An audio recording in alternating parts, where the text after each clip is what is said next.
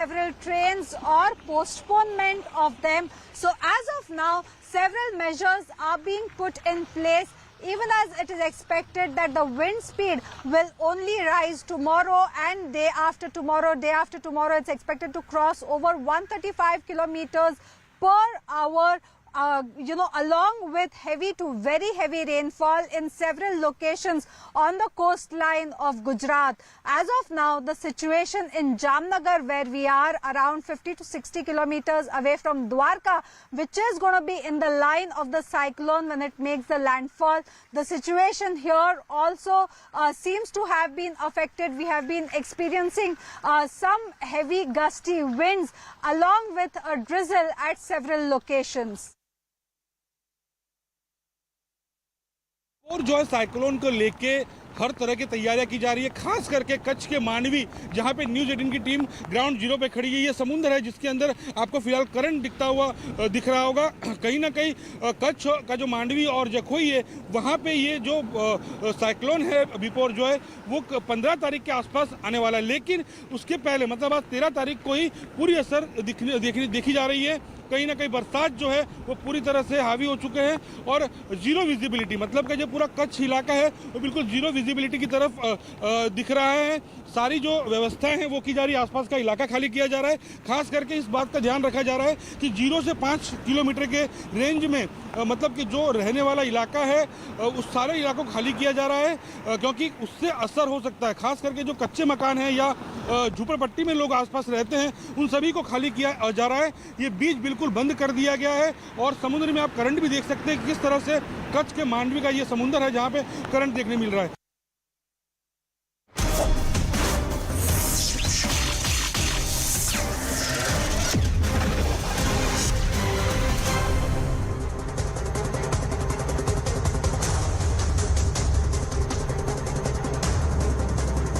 Good evening, hello and welcome. You're watching CNN News 18. This is The Right Stand with me, Poonam Burde. The co-founder of microblogging site Jack Dorsey has made some startling allegations and cast doubts on India's democracy. Recounting a directive from the central government 2 years ago, Twitter's former CEO claimed that the Modi government had asked them to take down tweets and block accounts of those who were being critical of the government. It was an attempt to muzzle free speech of those who backed the agitation against the 3 farm laws. That's what Jack Dorsey alleged. But what he failed to mention, many would say very conveniently, is the inaction by the social media giant on many occasions, despite concerns being raised. What Dorsey failed to mention is that all of these tweets and Twitter accounts were seen as harmful to public order and incendiary in nature, which is why the government asked them to be taken down. Those claims were made by Dorsey during an interview when asked about the pressures he had received from foreign governments during his time as the CEO of Twitter. But those allegations have been completely rubbished by the Indian government. One minister after another called out what they claimed was blatant lies by the former CEO of Twitter. Leading the charge against Jack Dorsey was the IT minister himself, Rajeev Chandrasekhar. Let me break it down for you of what exactly the back and forth between them was. Now, Dorsey claimed that he was pressurized during the 2021 farmers' stir, to which Rajeev Chandrasekhar, the central minister, came out and said that the counter from the centre was that this is an outright lie by the former Twitter CEO. Jack Dorsey then alleged that they were threatened with Twitter shut down in India. It's a big market. The centre countered saying that there was non-compliance of laws by Twitter. You want to work here, you want business here, you have to live by the law of the land. Dorsey alleged that we were told that their homes will be raided, to which the centre says there was absolutely no one that was jailed. What was not said by Jack Dorsey was that Twitter was misusing their power as a platform. Jack Dorsey alleged that they were told to block certain accounts. No one's denying that. The centre hasn't either. The centre, in fact, has come out and said that they were obligated to remove misinformation. There's nothing wrong in that. So what exactly then happened 2 years ago in 2021? Why is it making headlines now? Now, at the height of the protests against the 3 farm laws, Government of India asked Twitter to remove tweets and hashtags and content that could inflame passions. The accounts were associated with Pak-backed separatist groups as well. That's what the government said. On the 31st of January in 2021, the centre instructed Twitter to block 257 handles. They asked them to take down any tweet which had the hashtag called Modi planning farmer genocide. The government said that these tweets are inflammatory. They can create unrest, which is why they shouldn't be given a platform. The day after, on the 1st of February, Twitter obliged. Those accounts were blocked. Twitter soon restored those accounts a few days later as well. They cited free speech in their defense. The government warned Twitter over non-compliance right then and there.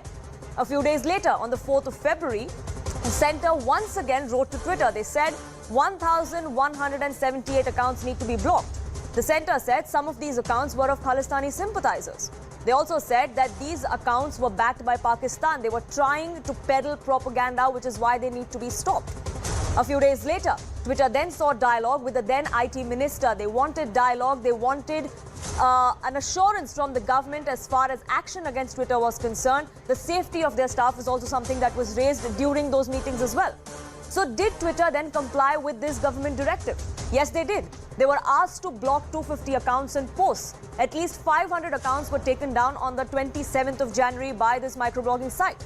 100 accounts and 150 tweets were blocked and deleted on the February 1st in 2021. The accounts unblocked again on the 1st of February. This is as per news reports. There was back and forth, but the directive was adhered to at least partially. So why then raise a hue and cry right now? Jack Dorsey is not completely off the mark. In fact, like I've just pointed out, the government did ask Twitter to take down the content and block these accounts. On the 2nd of February in 2021, the central government sent out a memo to the social media giant. This is what it read. They said that Modi planning farmer genocide is a hashtag that is doing the rounds on social media. It's designed to inflame hatred. This incitement to genocide is not freedom of speech. That was made very, very clear to Twitter. Impracticality cannot be decided by Twitter. That is something that was made very, very clear by the government. Twitter is bound by the orders of the central government because it is the law of the land, not because they're trying to muzzle free speech. That's what the government told Twitter. The hashtag ban also applies to the content that was tweeted. So you can't just remove the hashtag. The entire tweet needs to go, is what the government said. The content and hashtag are afoul of Section 69A of the IT Act. It was part of our law which was cited. The reason was given to Twitter of why those tweets need to be taken down. Section 69A Part 3 allows penal action for non-compliance as well. So whether they will face consequences if they do not act, that is also something that was clarified by the government. Offending content tweeted and retweeted several times. That is something that Twitter should have stopped, is what the clear message was. Now, what the government calls a mere enforcement of the law of the land is being labelled as suppression of free speech by Jack Dorsey. But can the former Twitter CEO lecture anyone on muzzling free speech?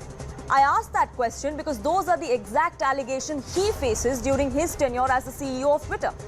Now, after Elon Musk took over Twitter, a series of internal documents were released. They were called the Twitter Files. They revealed how the social media giant handled high-profile content moderation decisions. This is what one of the Twitter Files alleged. This is one of the times when there was a gag that was issued. Now, this is documented evidence that has been put out by Twitter themselves.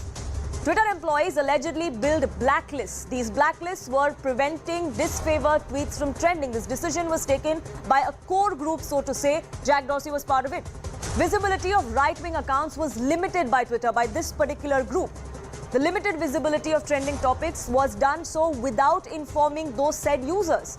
The alleged undue liberal influence is also something that these documents spoke of. They were hostile to US conservatives. That is an allegation that has come to the fore, as claimed by Twitter Files, that internal documents of Twitter go on to prove that. Now, Twitter, time and again, has vehemently denied that it shadow bans users or filters visibility based on political ideologies. They've done so multiple times in the last 2 or 3 years. Whether that claim holds any water, the jury is still out on that, and that's our big debate tonight.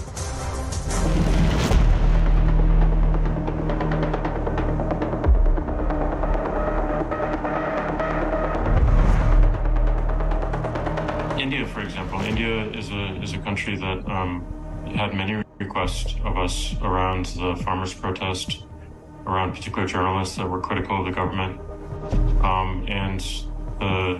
it manifested in ways such as we will shut Twitter down in India.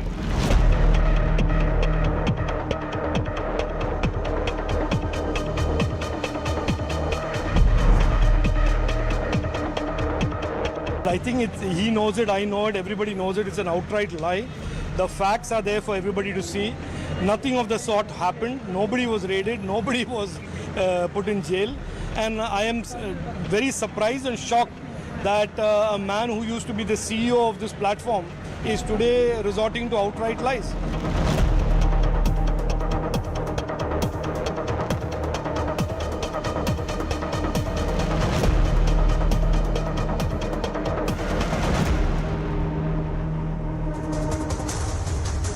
Sanju Verma, national spokesperson of the BJP, joins us on this broadcast. Sujata Paul, spokesperson of the Indian National Congress, spokesperson of the Samajwadi Party, Ghanshyam Tiwari is with me as well. Dilip Cherian, image consultant, is with me as well. But let me begin by asking Sujata Paul.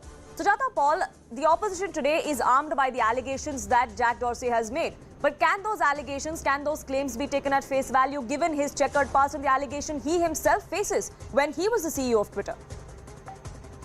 How can you question him when we have been questioning our government on being dictatorial? The fact is that there is an all-pervasive atmosphere in the country where free speech is being muzzled, and there's no doubt about it. And if you talk about Jack Dorsey and what happened on 18th May 2021, when they flagged one of their national spokespersons, Sambit Patra's tweet as manipulated media, on 24th May 2021, we had Delhi police raiding their offices in Gurgaon and New Delhi. So what was that? Then if you remember, of course, you've already mentioned about February 2021, about the farmers' protest and how they were asked to, withdraw some tweets and block some Twitter handles. But I want to talk about Elon Musk. Elon Musk, when he took over Twitter, what did he say about Indian IT laws? One, he said that they could not go beyond the laws of the country, and if the choice was between sending their employees to jail and complying with the laws, then he would rather comply with the laws. Now, the laws which have been made and the IT rules which have been changed twice since that period of time have been done to suit the government, one. And secondly, if I might remind you what happened in April 2023, which is just about 2 months back, in a BBC interview, Elon Musk had said, and he actually said that it was impossible to uphold freedom of speech in India because it wasn't possible due to the strict social media laws. And I'm literally picking up from what he said, his statement, that there were strict social media laws and therefore they could not uphold freedom of speech in India, and they had to block content due to this. So this proves that what Jack Dorsey said is exactly what Elon Musk has also said. So the government needs to answer, and why are they on the back foot if they've asked for content to be blocked? We've seen it. We've seen how Rahul Gandhi's content was being blocked, how his handle was also blocked for some time, if you remember, and how his reach had been reduced, how his subscribers were being reduced. But that's happened on both sides. We've had the former IT Minister Ravi Shankar Prasad's Twitter account being blocked as well. The former Vice President Venkaiah Naidu's Twitter account was also blocked for a limited period of time. So that's happened on both sides of the spectrum. But like you said... And then the reaction was there. Poonam, what I'm saying is there would be reaction, like I gave you the example of Sambit Patra.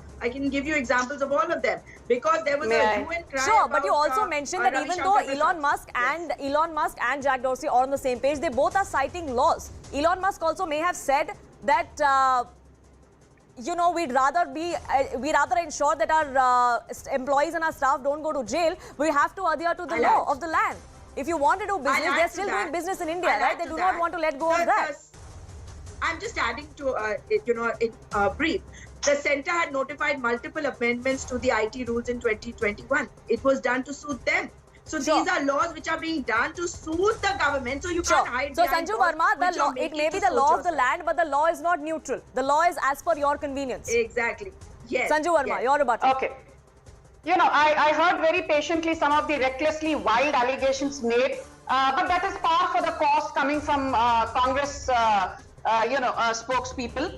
I have this to say. Let's not forget that in 2021, we had a couple of very serious incidents pertaining to breach of confidentiality and breach of privacy and breach of the law of the land by none other than Jack Dorsey and his Twitter. I clearly remember that Twitter showed Ladakh, Jammu and Kashmir as not being part of India but as separate countries. There was an instance in May 2021 when Jack Dorsey's Twitter showed Leh as part of China. There was another instance when there was a communal flare-up apparently in Ghaziabad where a man called Abdul Samad said that his beard was cut because he refused to chant Jai Shri Ram And on probing these allegations, the Ghaziabad police found that it had nothing to do with BJP, and this incident quoted by Abdul Samad was false. He actually withdrew his charges. But Twitter continued to showcase tweets around that fake video with obviously an intent to promote incendiary content. And I also remember, as you mentioned, that the blue badge of Mohan Bhagwat and Venkaiah Naidu was stripped away. Add to that the ignominy of having the IT minister, then Mr. Ravi Shankar Prasad, having his Twitter account blocked under the Digital Content Millennium Act of 1988 or 1998, what have you. So the point I'm making is this. When the Modi government decided to ask Twitter to step in line, was it a breach of freedom of expression from our end? No. If you're doing business in India, you have to follow the law of the land. It is as simple as that. You cannot have this attitude of my way or the highway. When you do business in the US, Poonam, if you are a listed company, which Twitter is, you have to follow the SEC Act of 1934. You have to follow the Privacy Act of 1974. You have to also follow, if you are a Silicon Valley company, the California Privacy Act of 2018. If you are a company based in the European Union, you have to follow the GDPR regulations of 2016 and 2018. If you are a company doing e-commerce in Australia, you have to follow the Electronic Transactions Act of 1999. Similarly, if you are an e-commerce company or a digital platform or an OTT platform, you have to follow the IT Act of 2001, which was subsequently amended in 2018 and 2021. And what did we do in 2021? Just give me 20 seconds. Did we clamp down on free speech? No. We redefined the word intermediary, making it more inclusive and saying that anyone who facilitates business on the internet is an intermediary and will be subject to the law of the land by Section 69 and Section 79 of the IT Act. And why was Manish Maheshwari, the then India head of Twitter, called by the Delhi police to cooperate? Because he was sent 4 notices which he refused to even take cognizance of, forget even responding to them. So my simple question is this: can an American company or its subsidiary do business in one of the 3rd largest Twitter markets in the world, blatantly violate its rules and regulations, run hashtags like Modi wants genocide of farmers? There has to be accountability. Show that Jammu and Kashmir is not a part Absolutely, of India. there has to be accountability. You want business in this country, then you have to adhere to the laws here, Ghanshyam Tiwari. To give us a Isn't that kind of accountability something that should be celebrated? That is something that should be the law. You want to do business here, then you do it by the law here. Especially given the kind of past that Twitter has, irrespective of who's at the helm of affairs. Was it Jack Dorsey back then or Elon Musk now? They have a checkered past. That cannot be denied, is it? Good evening, Poonam, to you, the viewers and the fellow co-panelists. There's a popular poetry. Raja bola raat hai, Rani boli raat hai, Mantri bola raat hai, Santri bola raat hai, sab bole raat hai, yah subah subah ki baat hai. This is the anthem of Bharatiya Janata Party. They love the word blackout. Blackout farmers when they demand for their rights. Blackout the wrestlers when they demand, the women demand their rights. Blackout the youth when they want employment. Jail the journalists. Take away the jobs. As Smriti Irani was caught on camera telling a reporter live that I will speak to the owners of your organization. This is the government that will, in probably the largest breach of privacy in India, which is the breach on CoWIN app, can go on record and say there has been no breach when Mr. R.S. Sharma's data... This is not the topic of the debate. I did not Sanju Verma, you had your time. Let Ghanshyam Tiwari make his point. Please, I will come back to you. I'll give you enough time to rebut. I'm just saying the topic of the debate is on Twitter. It's not on Smriti Irani. I did not interrupt And anyone. it's my job to moderate the debate, Sanju Verma. Be patient, I will come to you. Poonam, stop telling me what your job is. I know what your job is. Stop getting so defensive all the time.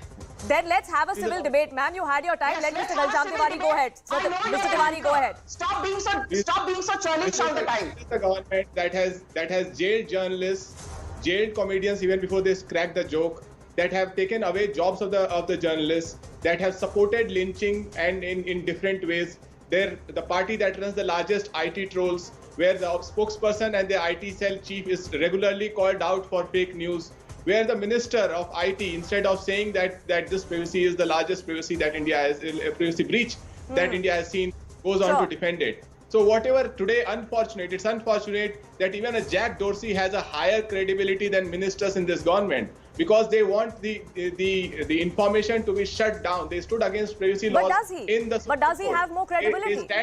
Stand against transparency in electoral bonds. Tell me one occasion where this government had stood up for the citizens' right, or for privacy of the citizens, or for rights of the citizens. They are a dictatorial form of government that has been shunted out of Karnataka and will be shunted out of India, because India does not want future progenies of Hitler-style democracy. They want a country that is proud of its democracy, and every day BJP is taking Indian democracy to its lowest ever. Sure, but Mr. Ghanshyam Tiwari, when you say that Jack Dorsey has more credibility, I don't think that's the right thing to say. I'll tell you why. Because Twitter files that was released, a part of it went on to talk about how in March this year, when one of the Twitter files was released, it said 40,000 Twitter accounts were sent to Twitter by a US think tank. They wanted those Twitter accounts to be blocked. They claimed that these accounts were engaging in inauthentic behavior in support of Hindu nationalism. But when checked out, they all turned out to be real people. They all turned out to be, most of them, American citizens who had never set foot in India, didn't have any relatives here, didn't have any family here. Wasn't that biased too? Then why do we talk about Jack Dorsey's credibility? Did Twitter set out against farmers? No. This government, elected by the farmers, who told a blatant lie to the farmers that your income will double in 2022.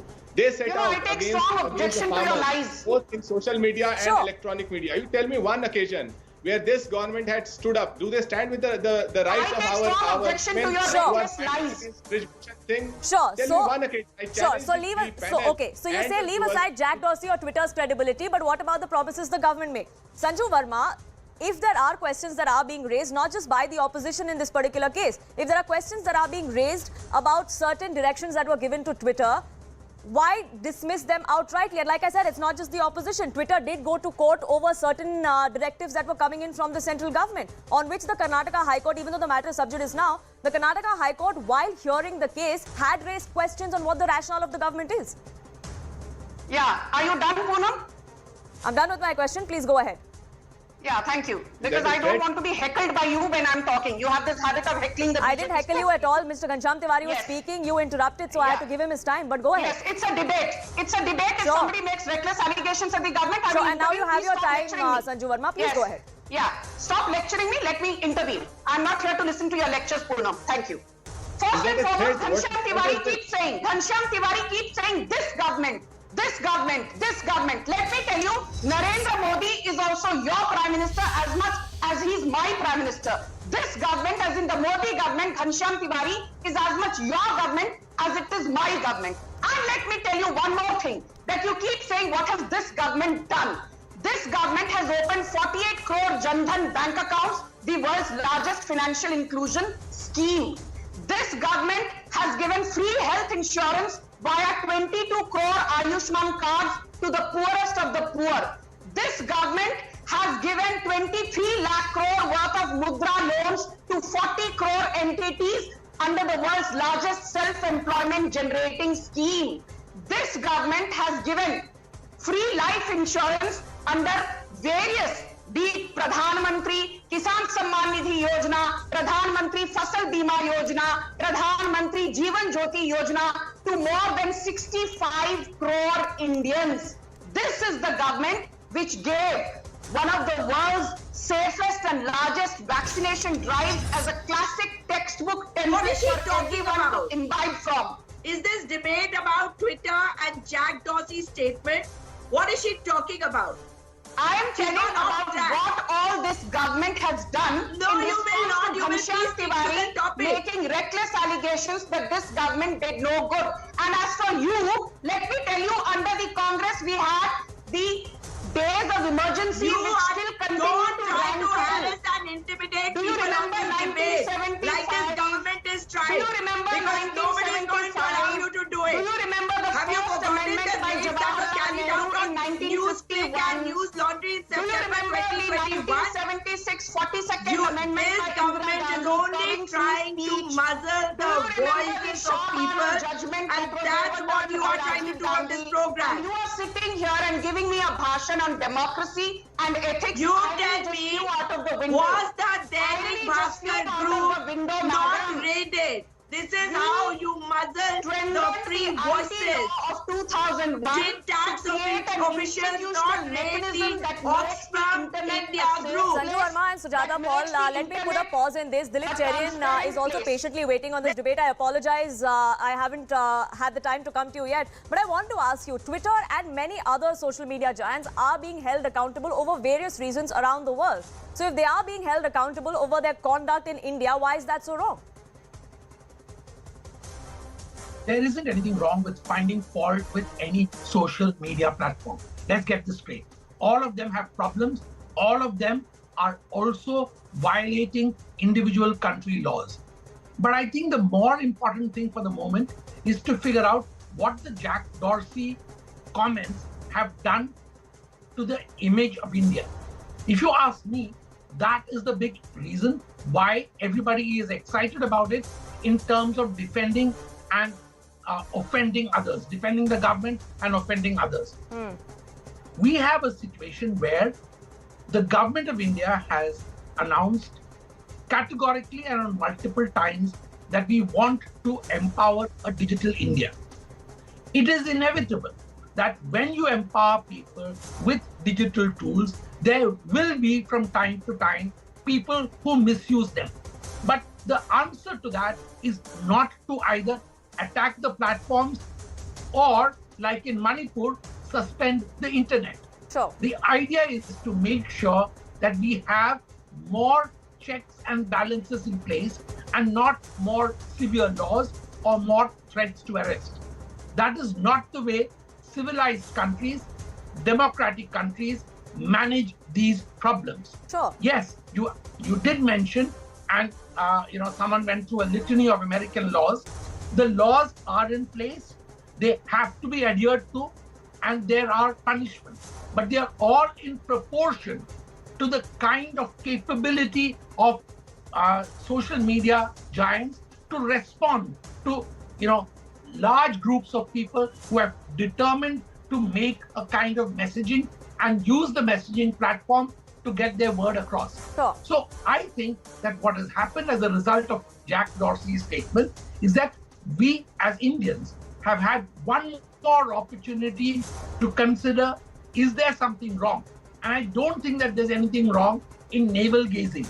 I don't say there's anything wrong in formulating your Sure. own particular laws. Sure. But the fact is that there is a world which expects India to be the +1 and the option to China. Sure, but we do have We those want to laws and there are imitate questions that are being other raised on those countries laws as who- well. Like I said And I right at the think beginning, the that is a centre good says thing. that all we're doing is enforcing the law of the land, but that is being tagged as muzzling of free speech or muzzling of dissent. Where then do we go from there? There's always be two sides of the My point spectrum. is very simple. My point is very simple, that you need to have laws, but you need to make sure that those laws don't become something which results in extreme measures on platforms and thus result in a muzzling of speech. I Sure. completely endorse the fact that we need to have rules, we need to have regulations, but we need to make sure that the punishments under it are proportionate to the kind of expectations we have for free speech. Sure.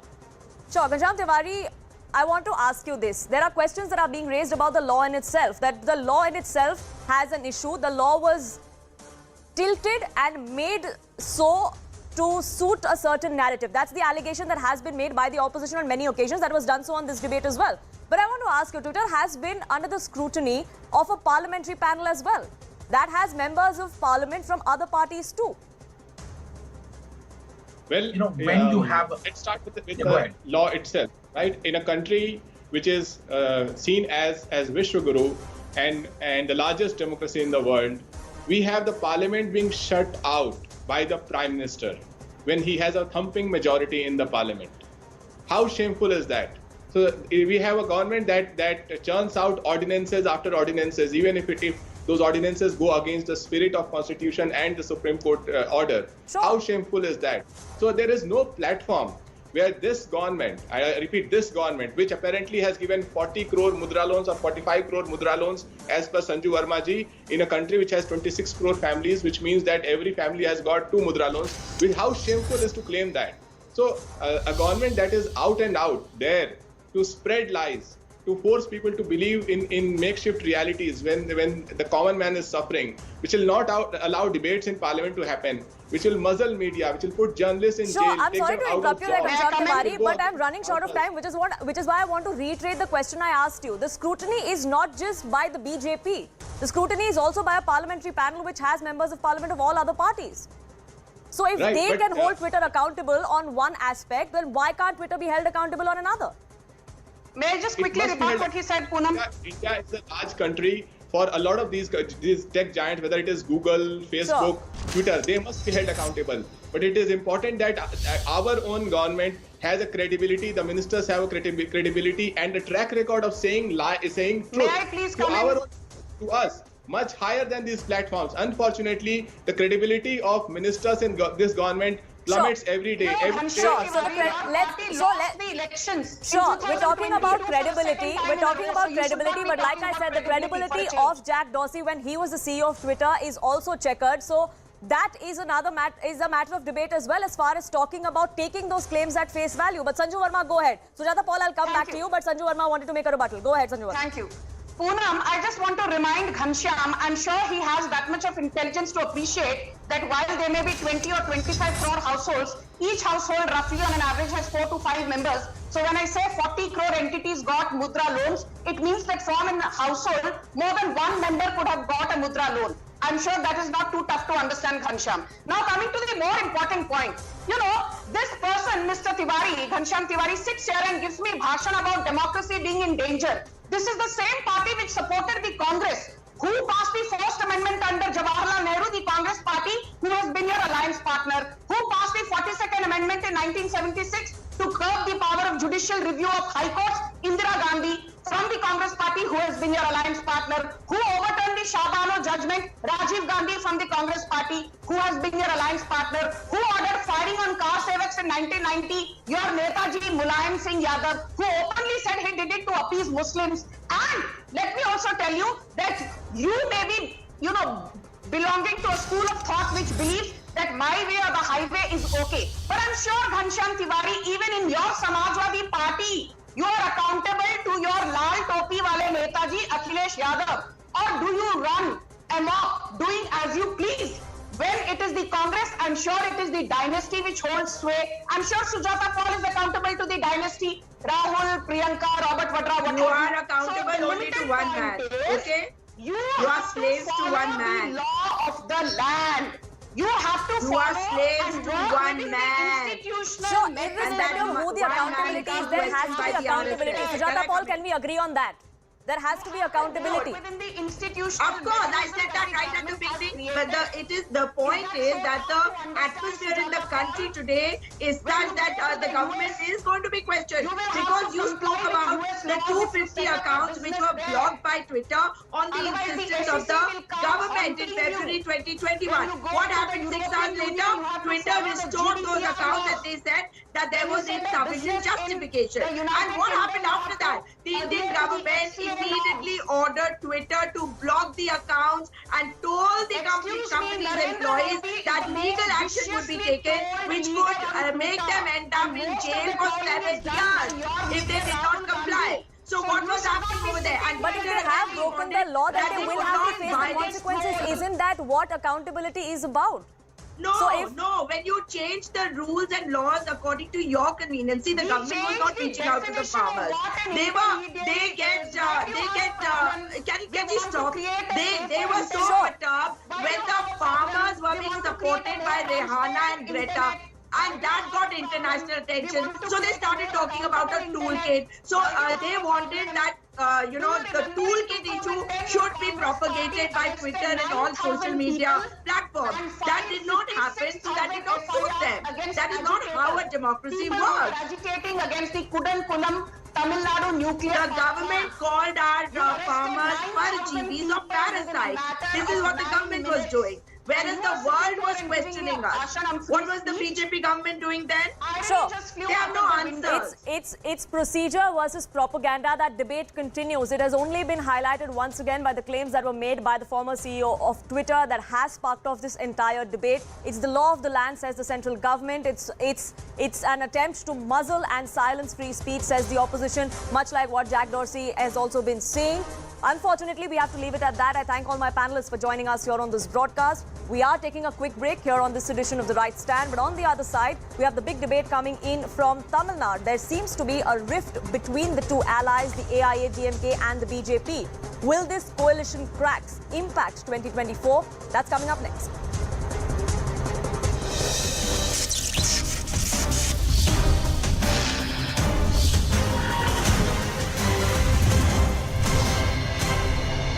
Test का ये 4:30 4:45 के आसपास average लेके चलो 5:30 भी 4:45 हो। आपका क्या है? हमारा टोटल 40 है पर पर्सन का 20 पहले 20 वीजा के बाद।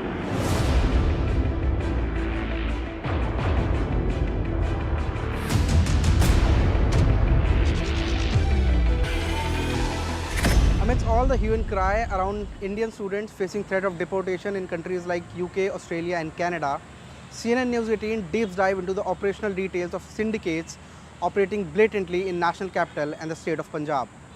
Who are these people who initially promise you to help you lay your hands on any kind of educational documents required to be obtained fraudulently to fly abroad for higher studies, turn their back towards you in a crisis like this? Posing as students desperate to leave the country for higher studies but short of documents at hand, we contact some of the agents who facilitate admissions in foreign universities. Our choice was the UK, Canada or Australia, where the students at present are facing deportation threats. Right now TOEFL या PTE ये exam किया जा सकता है। तो इसमें tentatively no less than 6 course के साथ अगर करेंगे दैट वुड बी अराउंड 4.5 के आसपास का एक कॉस्ट आएगी इसकी। अच्छा, मतलब पीटी या फिर टॉफल क्लियर कराने का मतलब 6.5 लाख, मतलब 4-5 लाख रुपए के आसपास कह रहे हैं आप? 4.5 लाख रुपए। अभी हम यूके की ही बात करके चल रहे हैं तो यूके के लिए जो ग्रेजुएशन का इन्होंने जो करवाना, ग्रेजुएशन का मैंने बताया अप्रोक्सीमेटली 1.30 के आसपास का कॉस्ट आएगा डिपेंडिंग ऑन यूनिवर्सिटी। 1,30,000 का ये ग्रेजुएशन का वो मतलब डिग्री बनवाने का। मतलब इनका ये कह रहे थे भैया मेरे को कि 1,30,000 रुपए में डिग्री मिल जाएगी और जाके भी हमें लानी होगी। जाके हमें लानी पड़ेगी ना यूनिवर्सिटी से सर? हाँ जी आप कॉलेज या यूनिवर्सिटी जो होगा वहाँ से हम आपको बता देंगे, खुद ही जाके वहाँ से कलेक्ट करके लेके आएंगे। तो ये दिल्ली के कॉलेज होंगे? नहीं सर, आउट ऑफ दिल्ली होंगे, दिल्ली के नहीं होते सर। दिल्ली वाले दिल्ली यूनिवर्सिटी का तो रेट ही यहाँ पे 7-8 लाख तक पहुँच जाते हैं। तो कहाँ के होंगे फिर ये कॉलेज, कौन से होंगे? सर ये हिमाचल के भी हो सकते हैं, ये आगे गढ़वाल के भी हो सकते हैं, आसाम के भी हो सकते हैं। 3-4 अलग-अलग कॉलेजेस होते हैं वहाँ पे जहाँ पे जिस टाइम की बन रही है वहाँ का बताते हैं। मोस्टली हमारी हिमाचल से बनती है। ठीक है भैया। तो यूके की तो आप बोल ही रहे हैं, कनाडा की एक बार कल आके बात कर लेते हैं आपसे, क्या रहता है, फेस टू फेस मिलते हैं फिर ही बात करते हैं। कोई दिक्कत नहीं, जैसे आपको ठीक है। Once the scam was established, we fixed a meeting in person. The agent was based in Delhi's Rohini area. Given the fact that he is not the only one out there, we are not disclosing the identity of this agent here. आपको जाना होता है, फिर वहाँ पे 2 conditions होती हैं। एक तो उनकी जगह ही कोई चला जाएगा, एक बोलता है कि दोनों को अपील करना पड़ता है वहाँ पे। बैठ कर जाओ, अपना नाम लिख के करवा दो। करना दूसरे नहीं है, उन शीट्स को स्वैप कर दिया जाए। इन्विजिलेटर होता है ना वहाँ पे, तो वो इन्विजिलेटर ही नाम लेके स्वैप कर देता है। तो इसमें हायरार्की है, चेन है, सबको पैसे जाते हैं, सब अपने हिसाब से। दिल्ली, हरियाणा, पंजाब 3 जगह में दिल्ली है। उसमें अगर रिजल्ट खराब आ गया तो कुछ नहीं देना। सर आप ऐसे बताओ मेरे को, आप एक चीज़ बता रहे थे आप उसके डिग्री का। बिल्कुल जी। ये आएगी आपकी उससे कॉलेज से जी। 5 लाख बाहर जाने वाले टेस्ट का ये 4.45 के आसपास एवरेज लेके चलो, 5:30 से 4:45। एयरपोर्ट और पोर्ट के चार्जेस, इसके अलावा मेरे प्रोसेसिंग चार्ज है। आपका क्या है? हमारा टोटल 40 है पर पर्सन का 20 पहले 20 वीजा के बाद। आइलेट्स का जो बता रहे हो आप वो उसमें नहीं कोई गुंजाइश होनी? मैं सीरियसली आप किसी से पता करके देख लें, अगर आप मार्केट में आपको कोई भी 6 से रेट कम दे देना इस चीज़ का अब किसी से चेक करके देखिए। इतनी क्या है, ये बड़ी चीज़ है क्या? भाई साहब बहुत बड़ी चीज़ है, ये करवाना ही बड़ी चीज़ है। बोर्ड का पेपर आप किसी को कहो मैं एक सर्टिफिकेट बना।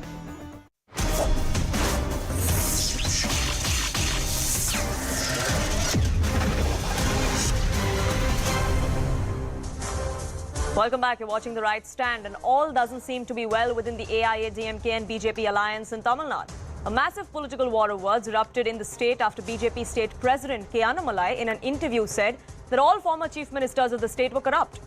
BJP's ally AIA-DMK is upset with the remark today, and they passed a resolution against Annamalai. The leader of opposition K. Palanisamy condemned Annamalai's remarks. He said that the remark was made with ulterior motives. He also went on to say that national leaders, including former Prime Minister Atal Bihari Vajpayee and L.K. Advani, had great respect towards J. Jayalalitha. So what has irked BJP's ally AIA-DMK in the state? Tamil Nadu BJP chief K. Annamalai, during an interview to a daily, said that many administrations in the state were corrupt. Former chief ministers have been convicted in courts of law as well, is what he said, and that's the reason why Tamil Nadu has become one of the most corrupt states. After facing massive backlash for that comment from their ally, K. Annamalai issued a clarification. He said that the corruption is the biggest issue in the state of Tamil Nadu. It cannot be ignored. He also said that he was inspired by Prime Minister Modi himself to enter politics, and his only wish and goal is to make Tamil Nadu a corruption-free state. Annamalai went on to say that he needs no lessons on how to treat his alliance partners, the leaders of the parties as well. He says, I will play politics as per my conscience. He even reminded the AIA-DMK that he's well aware of his alliance dharma. He clarified that the remarks made in the English Daily was about the political history of Tamil Nadu. It wasn't about one specific person. Annamalai said he's ready to apologize for whatever he said in the interview if it was wrong. He once again reiterated that he's here to do politics according to his conscience and not as per the whims and fancies of his alliance partners. Now, rift within the AIA-DMK and the BJP is not new. Just in the recent past, we've seen several comments that were made by top AIA-DMK leaders and Annamalai as well that shows that all is not well within the alliance. How deep are those cracks? That is something that we'll debate tonight. Prime Minister Shah and Nadda are in touch with us. The alliance is decided at the center. That is what Edapadi Palanisamy came out and said in April this year. The alliance for 2024 elections has not been finalized. It's like water, nothing is carved in stone, is what Annamalai replied in context to that. Allies will support us where we are weak. We have an alliance with the AIA-DMK, was the comment that came to the fore from the Union Home Minister Amit Shah in March of this year. To which Edapadi Palanisamy also came out and said that yes, alliance with the BJP will continue. For 2024, we will put up a united front. We must stop pillion riding with Dravidian parties. We must test our strength without their support. BJP can win considerable number of seats was a declaration that K. Annamalai made in March 2023, the same month where there was a meeting of all of these leaders here in Delhi where the alliance for 2024 was decided. To which Annamalai is forcing us to reconsider the alliance, have good relationship with central leadership is what D. Jaikumar had then come out and said. So what exactly is the issue as far as these two alliance partners are concerned? Is it the comments that Annamalai is making? Is it the stance that he's taking, the narrative that he's trying to put? Is the aggressive stance of the BJP now making AIA-DMK anxious? Are these just cracks that will deepen, or are these just creases that can be ironed out? To debate that, spokesperson of the AIA-DMK, Kovai Satyan, joins us on this broadcast. Narayan Tirupati, Vice President of the Tamil Nadu BJP, also joins me on this. And let me start by asking you, Narayan Tirupati, is all well between the two alliance partners? No, see, there is nothing, specific problems in the alliance. And it was an interview which was given by our party president, Mr. Annamalai, to Times of India. And for a particular question, he had answered the facts. The fact of the matter was that, during 91-96, the question was asked by the journalist, and for that he has replied. That's all. I don't understand why the AIA-DMK took it, that far.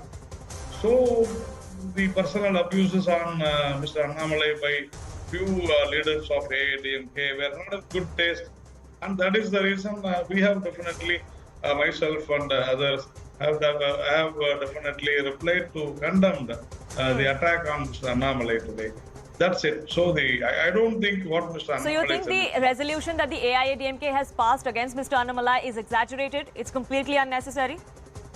Yes, it is unnecessary because whatever the history Mr. Annamalai had told that, he has got every right to express what had happened because he was talking about the Tamil Nadu politics, what happened, what is happening and what is going to happen. That is what the past, present and the future he was discussing. In that, the journalist asked a particular question about 91-96 and about corruption, for which Mr. Annamalai had said that the Chief Minister was convicted. I don't think, see, it happened. What is wrong in saying something happened? He never demeaned or defamed Ms. Jayalalitha. Sure. Kovai Satyan, Jayalalitha wasn't named. The AIADMK took it personally when it wasn't required. The resolution wasn't required. How do you respond? Let's make this clear. When our beloved leader Amma passed away, she was not a convict. The matter was sub judice. And when the question was asked pertaining to the period 91 to 96, and it was very specific whether he would call AIADMK rule at that point of time correct, Mr. Annamalai's response was for the same. Yet another time displaying his political immaturity and lack of political acumen when it comes to alliance and alliance dharma. This is not the first time.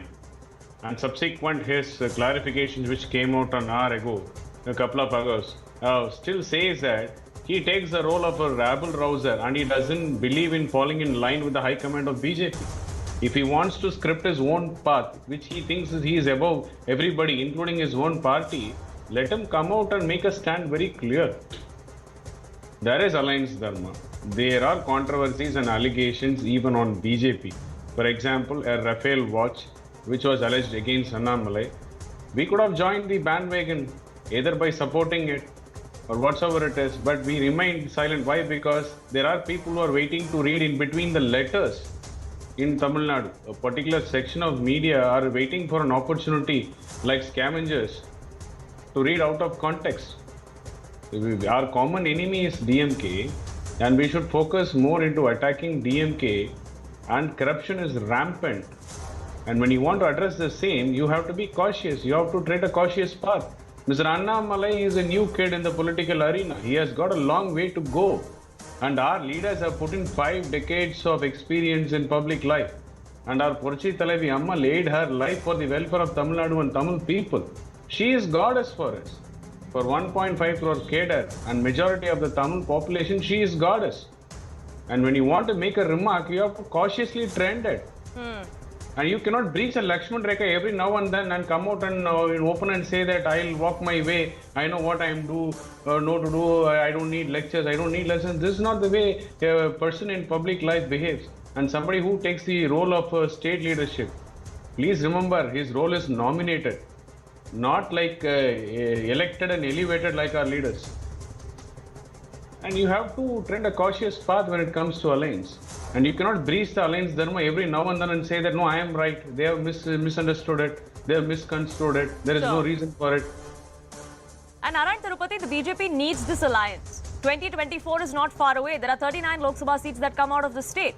Last time around, the BJP lost the lone seat that it had when they contested 5 seats in the state. So you need this alliance very much. Can then leaders of the BJP afford to make statements like these, even if they are exaggerated, even if the AIADMK is being too touchy, it still is going to be a sore point in the alliance? No, you should understand that what Mr. Annamalai had never given a statement. You should know the difference between a statement and an interview. He was answering. He was replying to a question made by a journalist. So it was not a statement. So that is what we are saying. He has not made any wrong comment or statement about the late leader, Ms. Jayalalitha. And as rightly pointed out by Mr. Satyan, my friend, Ms. Jayalalitha was not a convict when she died. Definitely, even I say that. But during 91-96, the corruption happened, and Ms. Jayalalitha was definitely convicted. Absolutely, it is a fact. It is in the court records. So the question was pointed towards that, and they had answered that. He never demeaned or he never defamed. That we have to understand. I do say, yes, she was not a convict. when she died. Absolutely yes. But even Mr. Annamalai never said anything about that. But these people have blown it in a different way, as if he has demeaned or defamed. And I think unnecessarily, they have racketed this issue like anything or nothing. And Mr. Annamalai made it very, very But clear. is it perhaps because the kind of comments that Mr. Annamalai has made in the past as well, it's no secret that he does want to go alone as far as the BJP goes. The kind of expansion that he sees for the BJP in the state, that is no secret. Will it come at the cost of the AIADMK then? No, then you see Mr. Thambidurai, Mr. Ponnayan, Mr. Sellur Raju, every now and then these people, the second line leaders or the leaders of MPs, the former ministers, they have been commenting on Mr. Annamalai like anything personally. But we have been okay, fine. We have been adjusting to it and all those things for a very long time. Even during last elections, we have never made any wrong remarks anywhere about AIADMK. But the AIADMK people were literally abusing our leaders. It was happening. Let Satyan say no. Satyan is he knows. He was witness to it. So, Kowal Satyan, then there are transgression, there are these kind of comments that happen on both sides. But as far as the leadership for the BJP at the centre and the leadership for you of your party, as long as they are on the same page, then perhaps this is something that can work. Do you feel so? No, Poonam, let me make this very clear. As far as Tamil Nadu is concerned, the call is taken by AIADMK and our leader Edapadiya, and he is in the driving seat. And anybody, any ally, are under the shadow of AIADMK. We say we are not comfortable with such remarks, and you have to draw the line when it comes to Alliance Dharma. Please uphold the same in public. And people coming and defending, and a person like Tirupati Narayan, who has put in 3.5 decades in public life, and it is his duty to defend his leader Annamalai, who has got a nominated role. But as far as our leaders are concerned, they are elected and elevated to that role, and they are being chosen by lakhs and crores of cadres to that role. So you certainly can't expect the behavior, and you cannot expect people to sit and differentiate. This was a statement, this was a response, there is difference. You cannot expect that in second line, third line leaders and cadres. They will vent out their anger because she is goddess to us. And you cannot say that, no, you cannot abuse my leader. If your leader has acted responsibly and if he had exhibited political maturity and acumen, these scenarios wouldn't have cropped up, and every response subsequent to is adding salt to the wound. And every person who is trying to defend their leader, Annamalai, is adding salt to the wound, including my friend Narayan Tirupati. He says a subsequent court convicted. The law says when the person is deceased, you cannot tag it for them along with them. If Amma were to be alive, she would have proved that she was falsely implicated in this case. And she is not there, she is not alive. And you cannot quote examples. Draw the line. Narayan Tirupati, the line has to be drawn. No. See, first of all, I would like to tell Mr. Satyan that Annamalai is my leader, he is my president. It is our party which have nominated him, and we have selected him as our president. So you cannot say that he is a nominated person and your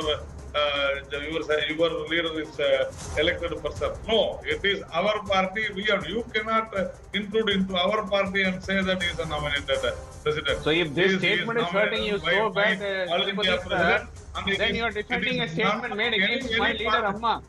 Satyan. If you are defending this statement, you are defending a statement made against our leader Amma. No, he has never and you say it was not direct, it was indirect. It was not a statement, it was a response. You don't please put defense. Don't get tense. What do you get tense? I am not tense. I am not tense. You are on the wrong side in this case.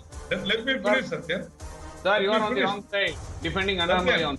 Let me finish, Satyan. We don't want anyone to advise us as to how Annamalai should behave, as to how my president should behave. My leader, my president Annamalai is not an immature person as told by you or your leader. What is immaturity? Immaturity doesn't come only from the experience and the age. Maturity comes from the brain.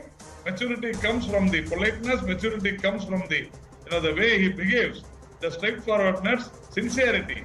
Mr. Annamalai is a youth leader, young leader, who have got a lot of admiration, who have got lot of people, they are very much attracted towards him, and he is a matured person. He is a talented person. He is an educated person, and nobody can comment on Mr. Annamalai as an immature person. Sure, but Mr. That is Narayan wrong. Tirupati, many analysts, many observers would say that this alliance in Tamil Nadu is required for the BJP come 2024. And at such a time, perhaps such kind of comments could be refrained from. Is that too much of an ask? Poonam, that's what I am saying. What Mr. Annamalai had said wrongly, he has not uttered even a single word about Ms. Jayalalitha. He was replying, you are asking me a question. Should I not answer? He answered. He said, yes. Was that government corrupt? Yes, it was a corrupt government. That is what the court also said. That is what Mr. Annamalai had said. What is wrong in it? But if it is something that is going to cause a rift or that is going to cause unease in the alliance, then should perhaps words be more carefully chosen? So you expect Mr. Annamalai to say that no? I don't, sir. The AIADMK does. Your ally does. No, that's not our problem. That's what he said. I cannot dance according to the tunes of my allies. That is what Mr. Annamalai had very clearly said. See, allies means he said we should be in the shadow of AIADMK. No, BJP is the biggest party in the world. BJP is the biggest party in India. We are growing in Tamil Nadu. You can't say that we should be in your shadows. BJP will never be in anybody's shadows, anywhere, any state in India. It is not possible. And it Not is ready to play second fiddle even in the state of Tamil Nadu as far as the AIADMK is concerned. The kind of comments that are coming to the fore from both sides this time around from Mr. Annamalai, are these only creases in the alliance that can be ironed out, or is it something deeper? Only time will tell. But I thank you both gentlemen for joining us here on this broadcast. We are shifting focus now to a CNN News 18 investigation, as several Indian students in Canada and Australia are facing deportation fears after they were allegedly duped with fake certificates by their agents. We here at CNN News 18 decided to do a reality check. In what can be called a trap for Indian students studying abroad, some fraudulent schemes are seeking to exploit them who are hoping to further their education abroad. CNN News 18 travelled to Jalandhar to dive deeper into how these students were cheated, how they were misguided. Take a look.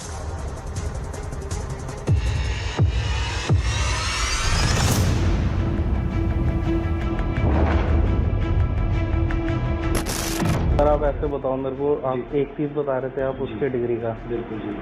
ये आएगी आपकी उससे college से जी 5 लाख बाहर जाने वाले test का। ये 4.45 के आसपास एवरेज लेके चलो, 5.5 भी 4.45 हो।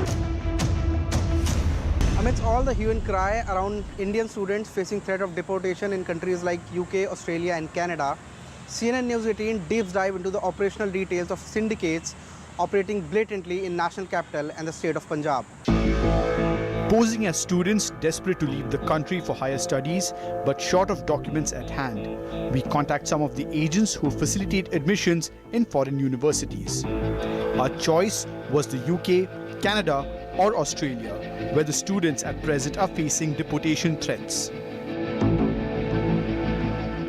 राइट नाउ टॉफल या पीटीई ये एग्जाम किया जा सकता है, तो इसमें tentatively no less than 6 course के साथ अगर करेंगे दैट वुड बी अराउंड 4.5 के आसपास का एक कॉस्ट आएगी इसकी। हम यूके की ही बात करके चल रहे हैं, तो यूके के लिए जो ग्रेजुएशन का इन्होंने जो करवाना, ग्रेजुएशन का मैंने बताया अप्रोक्सीमेटली 31 के आसपास का कॉस्ट आएगा डिपेंडिंग ऑन यूनिवर्सिटी।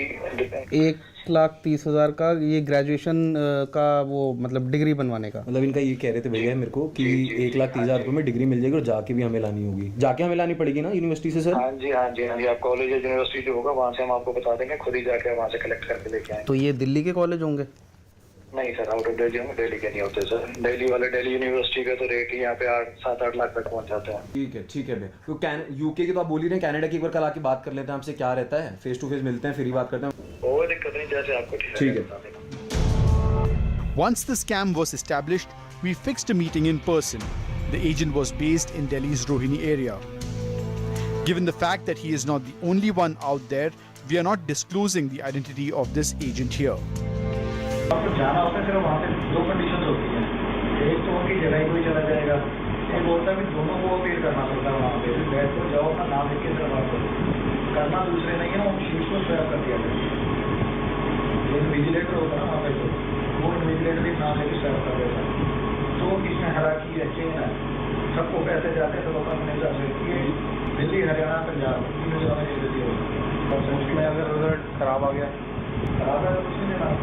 अगर आप ऐसे बताओ मेरे को, आप एक चीज़ बता रहे थे आप उसके डिग्री का, बिल्कुल जी, ये आएगी आपकी उससे कॉलेज से जी 5 लाख बाहर जाने वाले टेस्ट का, ये 4.5 के आसपास एवरेज लेके चलो 5.5 20 4.45 एयरपोर्ट और पोर्ट के चार्जेस। इसके अलावा मेरे प्रोसेसिंग चार्ज है। आपका क्या है फीस? हमारा टोटल 40 है पर पर्सन का, 20 पहले 20 वीजा के बाद। The story does not end here. Since the news of a possible deportation came to the fore, families back home are scared and jittery over what the future holds for their children. Two names are on everyone's lips: Rajeev Mishra and Rahul Bhargav, both agents who once operated from Jalandhar. While Bhargav is already behind bars, a lookout circular has been issued for Mishra, who is on the run.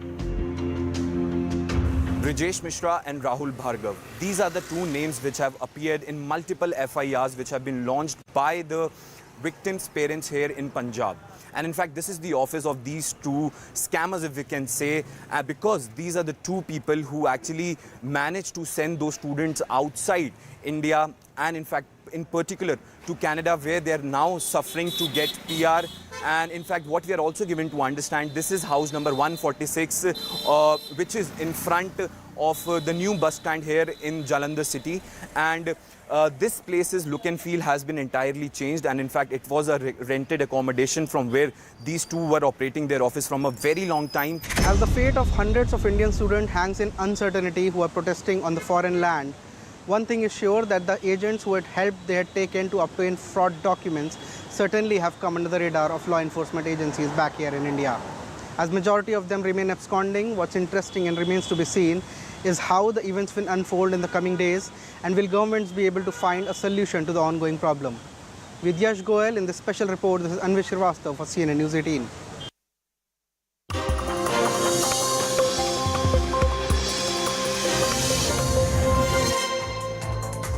Good evening, this is Brass Tacks. I'm Zachar Jacob. Twitter's former CEO Jack Dorsey has made some stunning claims. He said that during the farmers' protest in 2021, Twitter was asked by the government to remove many tweets and accounts which were not exactly flattering to the way the government handled the protests, and they were threatened with raids if the staff did not comply.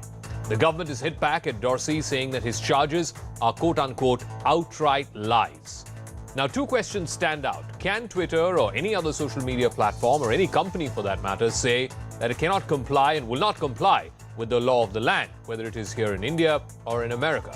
And to the government, is it not a fact that during the farmers' protest, Twitter was raided and there were multiple cases against the company and multiple requests for taking down tweets which were not flattering to the government? And many of these cases, so far at least, have not reached any legal or logical conclusion. So, is this a case of something that has happened in 2021 being raked up deliberately just before the Prime Minister leaves for an all-important visit to the United States? Or is the Modi government guilty of clamping down of freedom of speech?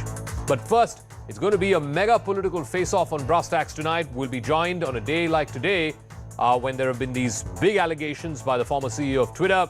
I can't think of two more articulate or more prominent or more apt spokespersons than the heads of the BJP IT cell, Amit Malviya, and the Congress Party's social and digital media head, Supriya Srinath. They'll be joining us in just a moment. But first, I want to play out the story as to how Jack Dorsey made these very stunning claims and how there has been a political fallout to it almost immediately here in India.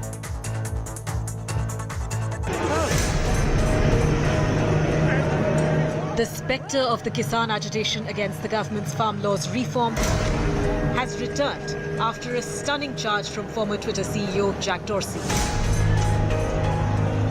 In an interview to a YouTube channel, the co-founder of the microblogging site claimed the company was threatened by the Indian government to block content linked to the farmer protest.